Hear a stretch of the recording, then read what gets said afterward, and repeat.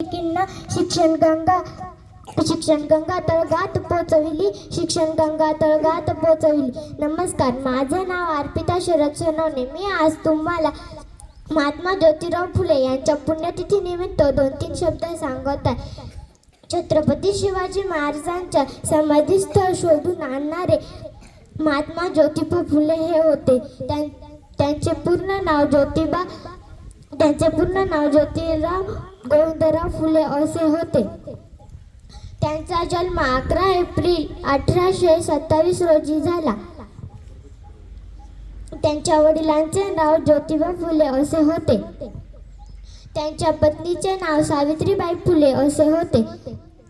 त्यांच्या पत्नीला त्यांनी शिकवून स्त्री शिक्षणाला चालना दिली असे म्हणावेसे वाटते की ज्योतिबा फुले यांनी रोपटे लावले व सावित्रीबाई फुले यांनी त्या रोपट्याचे वटवृक्ष तयार केले. एवढे बोलून मी माझे भाषण संपवते. धन्यवाद.